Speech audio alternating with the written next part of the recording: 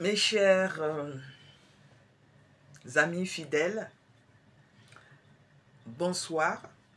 Donc aujourd'hui, lundi 12 mai 2025, donc une petite vidéo pour parler de ces pseudo-croyants, ces pseudo-religieux, ces pseudo-pratiquants, ces pseudo-hommes et femmes qui se disent avoir la foi et qui vont quand même dans les lieux de culte.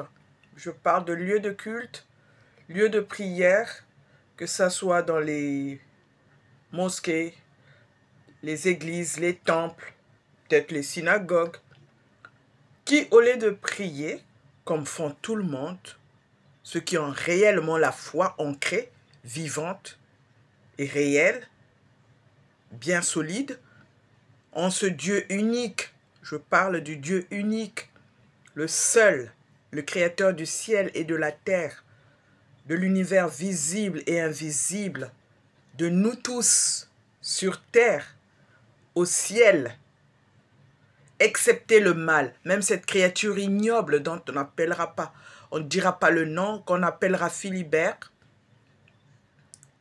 le Dévil, Iblis, Chétan, Belzéboul, c'est Dieu qui l'a créé. Avant, il était couvert de lumière et par son orgueil, par son mensonge, il entraîne tout le monde, tous ceux qui le suivent, à mentir, à voler, à ne pas respecter la loi de Dieu, à ne pas respecter Dieu, à ne pas croire en Dieu, voilà. Mais on a toujours l'occasion de se sauver, de croire en Dieu, de demander pardon, de se ressaisir, de revenir vers Dieu et de se convertir et de croire. Mais ce qui m'emmène à parler ce soir, c'est surtout par rapport à ces pseudo-croyants, pratiquants, hommes de foi, entre griffes, qui vont dans les lieux de culte, devant les rabbins, les imams, les prêtres, les évêques, les cardinaux, le pape, pour pratiquer la sorcellerie, la magie, le maraboutage, le fétichisme, l'ésotérisme, le chamanisme ou toutes sortes de sectes, toutes sortes de pratiques sataniques, toutes sortes de pratiques de magie, de sorcellerie, abominables aux yeux de Dieu. Il est dit, on ne peut pas échanger les pouvoirs de Dieu contre la magie, contre la sorcellerie, contre le mal, contre le diable. Dieu, c'est Dieu. Le contraire, c'est le diable. Tout ce qui ne vient pas de Dieu est à gauche. Tout ce qui vient de Dieu est à droite. Donc si nous voulons aller dans les lieux de culte pour aller mesurer nos forces, pour voir si ceux qui nous parlent de Dieu, ceux qui nous font prier, sont forts, ou ceux qui viennent prier sont forts, ou si on peut leur faire le mal, se jeter sur eux, comme font les sorciers, peine perdue, n'allons pas pour salir le nom de Dieu. Il est dit, tu diras le nom de Dieu avec respect. Tu ne peux pas en même temps dire Dieu est grand, Allahu Akbar, ça veut dire Dieu est grand. Et paf, tu tues. Tu ne peux pas en même temps dire Yahvé Sabaoth, et paf, tu tues. Tu ne peux pas en même temps dire Dieu Tout-Puissant, et paf, tu vas ensorceler, tu vas tuer, tu vas faire du mal. Non. Pour nous, la richesse qu'on a, nous, les musulmans, les chrétiens, les juifs, c'est de croire en un Dieu unique, le Dieu monothéiste, le Dieu d'Abraham, le Dieu qui nous donne la foi, le Dieu qui nous a créés, le Dieu qui est en nous, qui chasse tout sorcier, qui chasse tout ésotérisme, qui chasse le diable, qui chasse tout le mal. Et on n'est pas comparable aux malins, on n'est pas comparable au mal, aux sectes. Si on croit en Dieu réellement, si on le vit, il se manifeste dans le sens où il agit pour nous. Quelle que soit la souffrance que nous allons vivre, il va toujours se manifester. Il va lever le doigt pour dire « Je suis avec toi ». Et on verra ses œuvres. Donc, frères et sœurs, arrêtons d'être des menteurs comme le diable. Arrêtons d'être ceux et celles qui vont, qui ont un œil caché. Comme on dit un borgne. Un coup, il regarde, un coup, il se cache. Borgne, pas dans le sens de quelqu'un qui est physiquement ou sanitairement malade, mais c'est quelqu'un qui se cache, qui se voile la face. Un coup, il a un visage, comme on dit, divisé en deux. Un coup, on voit le bon côté, un coup, on voit le mauvais côté, le mal. Comme notre revers qui est le diable. Le revers de Dieu, c'est le diable. Lui, il n'est pas à l'endroit, il est tout à l'envers, tout mensonge, tout ce qui est le contraire du bien. Tout ce qui est contraire du beau. Tout ce qui est contraire de la bonté. C'est le malin, c'est le diable, c'est la méchanceté, c'est la rancœur, c'est la jalousie, c'est le mensonge, c'est le racontage, c'est, comment dirais-je, le colportage, c'est vilipender, c'est tout ce qu'on veut. Et ça, on doit arrêter, s'il vous plaît. Ou on est croyant, on est pratiquant, on croit en Dieu, on le vit dans nos actes, on le témoigne. Ou on reste chez soi, ou on change. C'est pas d'aller à l'église, comme je vois, ou comme on en a parlé même dans les réunions, dans les assemblées de prière, le renouveau charismatique, si vous allez, ou bien dans les assemblées de prière, de guérison et tout. Les gens vont pour aller mesurer, ou il a des choses, par exemple, quand par exemple arrive le prêtre, ou bien le pasteur, ou bien l'imam qui vient prier, il va se jeter sur quelqu'un d'autre pour prendre le visage de cette personne-là et que la personne paraisse comme mauvaise, comme sorcière, comme méchant, alors que c'est l'autre qui est comme ça. Et je vois l'église des fois, elle commence à se transformer, tu vois tout d'un coup, c'est une mouche qui sort, qui commence à se balader là. Elle s'est transformée en mouche. Frères et sœurs, cela, quand vous voyez, vous remarquez, ça fait la prière d'exorcisme, la personne ne sera pas à l'aise. Ou dans votre esprit, vous prenez cette mouche-là ou cette bête-là, vous l'enfermez dans un bocal ou un verre ou un Tupperware avec couvercle. Vous l'enfermez, la personne va transpirer, va souffrir, va avoir chaud. C'est le cas quand je parle souvent de Madeleine, Agathe, Edwige, Foucault, dit at Foucault, A-T-H-E, Foucault, F-O-U-K-O-U, sur Facebook, ou bien Edwige Foucault. Cette femme-là, dans sa famille, la famille d'Anna, ils ont l'habitude de, comme c'est des sorciers, rentrer dans les gens, comme les Maïnga, comme d'autres. Rentrer, par exemple, c'est pour ça que je vous ai conseillé d'aller lire les ouvrages d'un prêtre spiritain ou jésuite, Père Éric de Rony, comme Rony Sous-Bois, R-O-S-N-Y, Éric de Rony, qui a fait des livres, qui a été missionnaire au Cameroun. Il a été initié par les guérisseurs camerounais aux pratiques traditionnelles du Cameroun, qui se passent un peu partout en Afrique noire, ou un peu partout en Afrique. Donc, initié à devenir guérisseur, il a fait des ouvrages où il explique, c'est pas exhaustif, mais au moins vous aurez une idée. Les yeux de ma chèvre, c'est un ouvrage, où la nuit, les yeux ouverts. La nuit, les yeux ouverts, les yeux de ma chèvre. Il est décédé depuis Éric de Rony. Moi, je l'ai rencontré en 95 au Congo-Brazzaville, où quand je formais à être sœur, ma deuxième année de formation. Donc, je l'ai rencontré, j'ai parlé avec lui justement des choses que je vivais au couvent. Mais il en a, comme c'était dans le secret confessionnal, en même temps, dans l'entretien, donc il n'a pas été le dire, lui non plus. Et c'est ce qui est déplorable. Voyez. Donc, pour cette parenthèse, pour vous dire, lisez ça et vous comprendrez un peu. Et là, je vais revenir sur ces gens-là qui font de la sorcellerie, qui vous montrent que c'est de la magie, c'est les machins, c'est ceci, c'est cela. Non, c'est de la magie, la sorcellerie pour faire le mal, pour jeter des sorts. Ça, c'est ce que l'Europe a combattu ici. On a combattu, comme on dit, chasse à la sorcière. On a combattu ça. Et on revient avec tous ces immigrés qui arrivent, avec tous ce brassage, ce melting pot, des gens avec des brassages de culture, à gauche, à droite, qu'on prend, qui viennent, qu'on ne connaît pas, et voilà, chacun ramène n'importe quoi. Au lieu de ramener de bonnes choses, on ramène les mauvaises choses de nos cultures. Ce ne sont même pas les cultures, c'est le mauvais côté de la personne qui arrive ici. Donc faites très attention. Quand tu sens que, par exemple, tu es en train de boire, ou bien même à l'église, ou bien tout d'un coup, tu sens une... Quand tu observes la personne, ou bien que tu vois comme si tu sentais quelque chose qui te rentrait dans le ventre, ou bien ton ventre, tu commences à sentir comme un dérangement au niveau des intestins, sache que tu peux être attaqué dans ce sens-là. Je ne dis pas que c'est ça, ou une fatigue tout d'un coup et tout.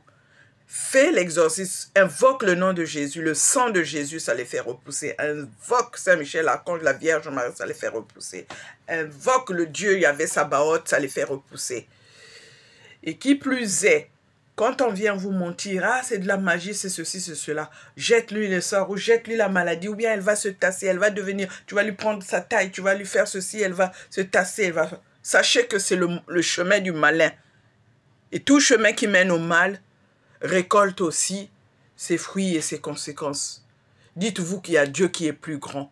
Dites-vous qu'il y a Dieu qui est au-dessus, qui nous a tous créés. Dites-vous que c'est Dieu qui triomphe de tout mal, de tout danger, de toute attaque. J'en ai fini, mais je voulais attirer votre attention. Faites très attention. On est le 12, demain c'est le 13, Notre-Dame de Fatima. Pourquoi la Vierge Marie est apparue le 13? Pourquoi la Vierge Marie est apparue au Portugal? C'est par rapport aux habitudes des gens qui vivaient. Il y avait beaucoup qui priaient, il y avait beaucoup qui faisaient le mal. Ça continue encore aujourd'hui, les gens ne se sont pas pour autant convertis comme il faut. Pourtant, Jacinta et Francesco, ils sont allés voir l'enfer, ces deux enfants-là, les pastoraux.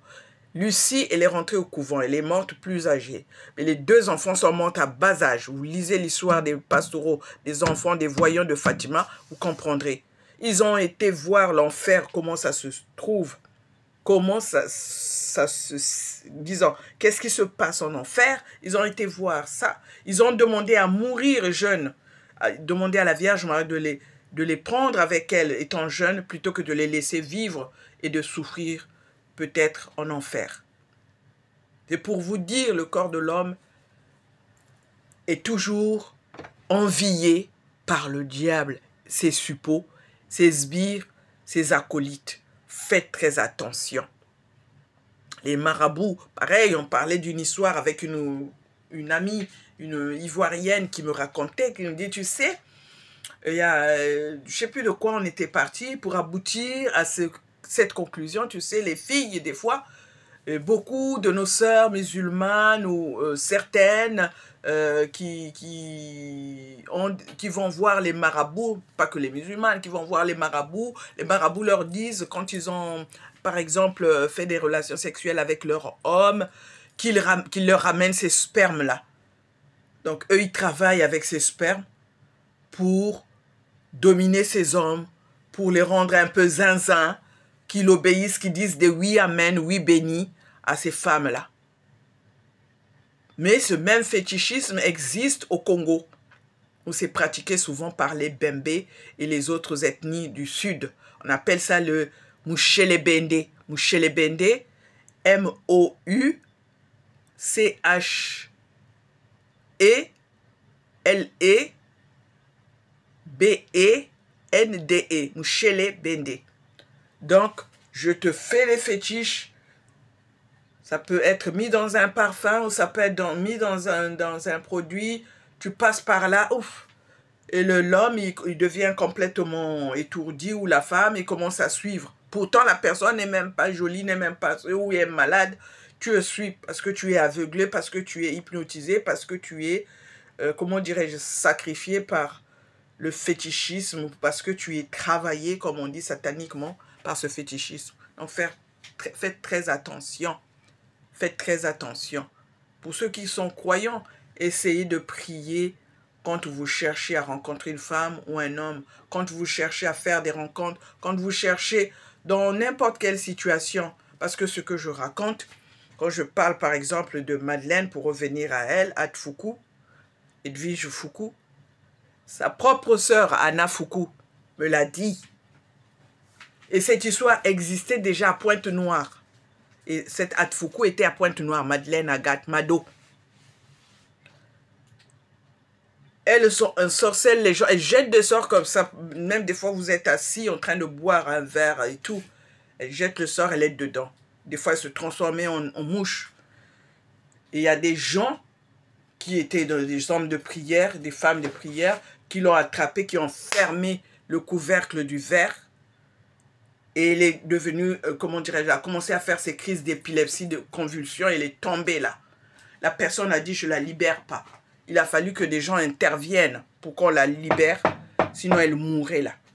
Pourtant, elle était là physiquement, mais en esprit, elle s'était transformée en mouche. Elle était dans le verre de quelqu'un.